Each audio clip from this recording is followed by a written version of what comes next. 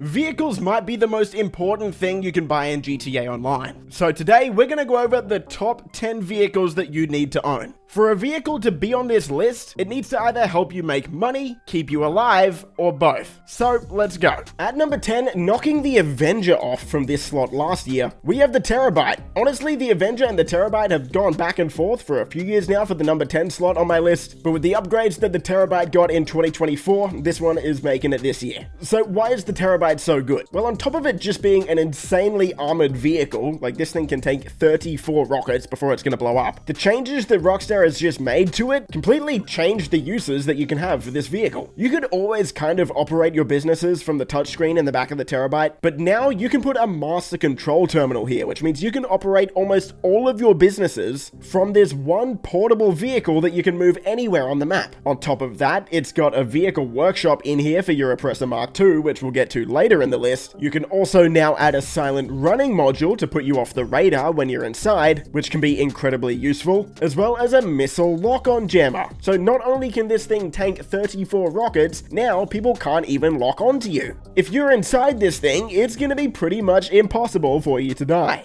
You add all of that on top of the fact that this is a hub for all of your businesses. Yeah, it definitely deserves a slot on this list. Oh, and did I mention you can just hop in the back whenever you want and lose the cops instantly? Yeah, that's pretty useful as well.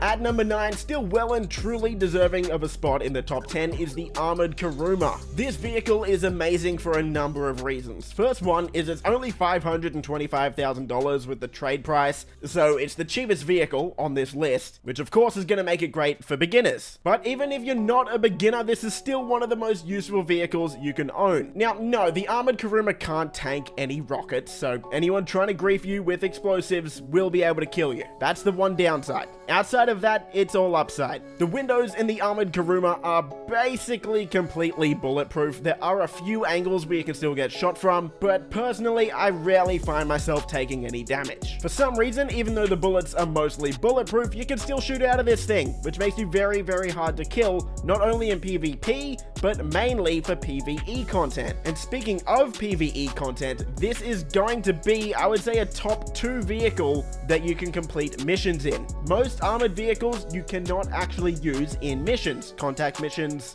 heist preps, any of that, but the Armored Kuruma you can, which makes it incredibly useful and a vehicle you should own. Now I just want to jump in here as well and add that an alternative to the Armored Kuruma is the Duke of Death. This is actually free for a lot of players who are returning to the game. It's a very similar vehicle. It's not quite as bulletproof as the Kuruma, but it's about 90% as bulletproof. So if you can't afford the Kuruma, this is a great alternative. Okay, back to the video. At number 8, very, very similar to the Armored Kuruma is the Night Shark.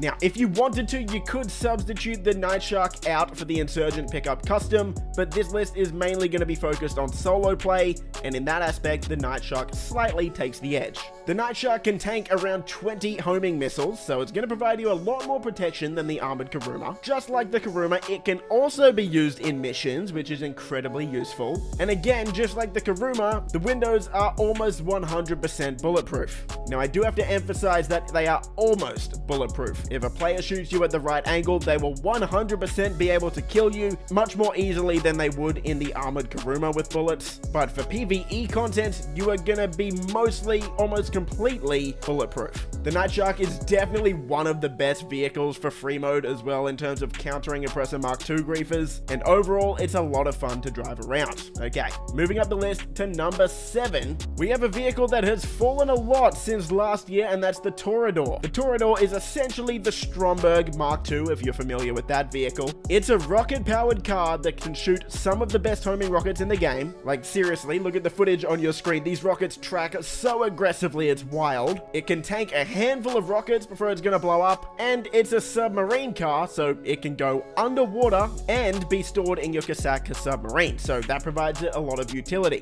This is absolutely one of the best cars you can drive around in free roam. The only reason it's dropped on this list from last year, where I think it was at number 3, is because you can no longer use this car in missions. This was the best vehicle to use in missions, so that's pretty disappointing, but overall, still a really good vehicle. vehicle and one of the best counters to the Oppressor Mark II. At number 8, we have the Acid Lab. Now, technically, the Acid Lab isn't really a vehicle. The Acid Lab is what's stored in the back of this vehicle. The vehicle itself is called the Bricade 6x6. However, you don't actually need to buy a Bricade 6x6 to get the Bricade 6x6. Is that confusing? I feel like Rockstar made that really confusing. In order to unlock this vehicle, you need to complete the 6 first dose story missions. From there, you'll be able to buy the Acid Lab for $750,000 inside the Freak Shop. Once you have the Acid Lab unlocked, you can call it to you whenever you want through your services menu, and this vehicle can tank 48 rockets. Yes, 48. That basically means no one in free roam is going to be able to actually blow you up. If they want to kill you, they're going to have to shoot you. And even then, that's going to be somewhat difficult because the windows are bullet resistant. They'll take a handful of bullets before the glass will actually break. So even if they do shoot you with a gun, you're going to have a fighting chance and likely the opportunity to kill them before they can kill you. It's genuinely wild that a vehicle like this exists, because not only is it way more durable than a tank in free roam, it's also got a business in the back of it with the Acid Lab, which can make you over $60,000 passively an hour. Overall, an incredible vehicle and well deserving of its spot. At number 5, I'm going to go with a relatively new vehicle, the Raiju Jet. This is very expensive, $6.85 million, but it actually has knocked out the vehicle that was in this spot last year, the Akula Helicopter, which is just a helicopter version of the same vehicle. Let me explain. The Raiju Jet is the fastest jet in the entire game, so it's got that going for it.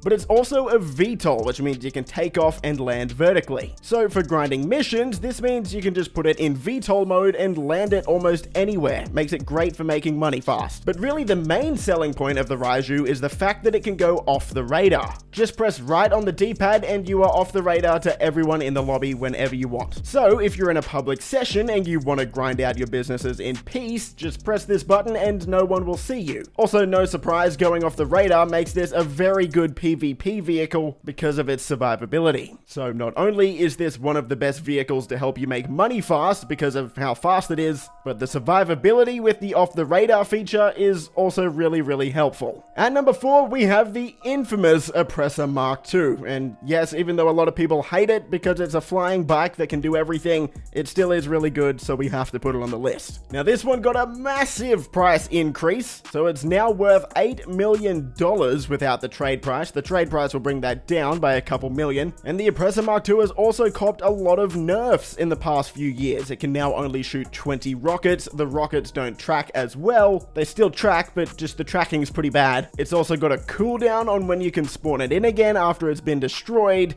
Despite all of those things going against it, the Oppressor Mark II is still really good. And it might still even be the best vehicle in the game for grinding. Any business mission in the entire game where you have to go to a certain location, the Oppressor Mark II is not going to let you down. It's tiny, it can get in really tight, nimble spaces. You can park it absolutely anywhere. You can also spawn it right next to you, which helps a lot. Yeah, it's really just the most convenient vehicle in the entire game, so it still deserves a spot really high on this list. At number 3, I kind of want to include a whole category of vehicles here, and those are the Amani Tech vehicles. But if I had to pick one or two, it would be the electric vehicle variant of the Amani Tech vehicles, and I'll explain why.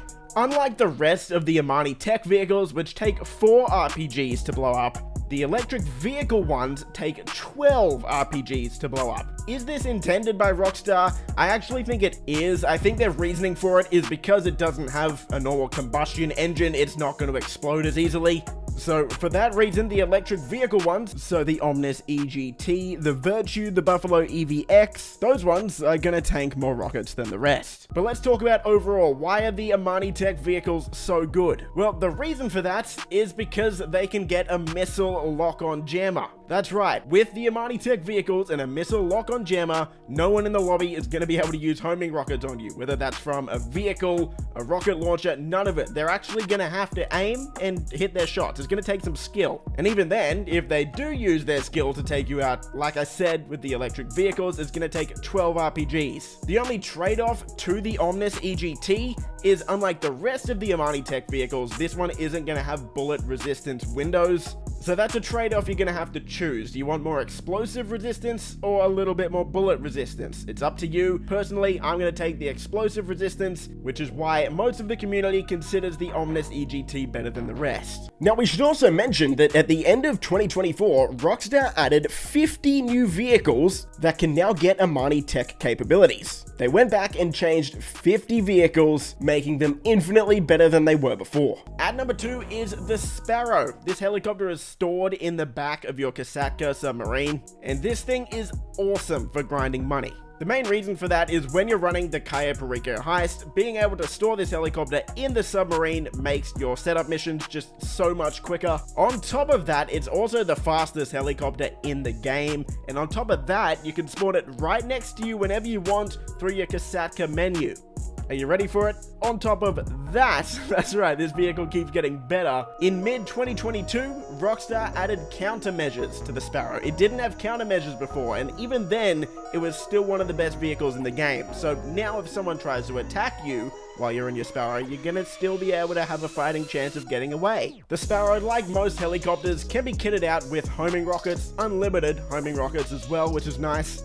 So yeah, I can't speak highly enough of this vehicle. It's the best helicopter for making money in the game, along with being the fastest. So this vehicle well and truly deserves the number 2 spot. Editor TGG jumping in here with another note. Just before we get to the number 1 spot, I do want to put some honorable mentions in, mainly for some underrated vehicles like the Tampa and the Chernobog. So if you like the look of these, maybe do a bit more research into them. But mainly I wanted to talk about the Hokuchu Drag because I couldn't find a spot for it on the list. Now this vehicle is only really good if you're on PlayStation 5 or Xbox Series X and S, because this is the vehicle you're gonna want for your HSW time trials. It's the fastest bike in the game, and with the HSW upgrade, it makes these time trials an absolute breeze. So if you're on those platforms, use this vehicle every week to do your HSW time trial, that'll get you 250k, and also use it for your normal time trial each week, which will get you 100k. Okay, let's go to the number 1 spot. And at number 1, still after all these years, or 3 years, is really not that long, is the Kasatka submarine.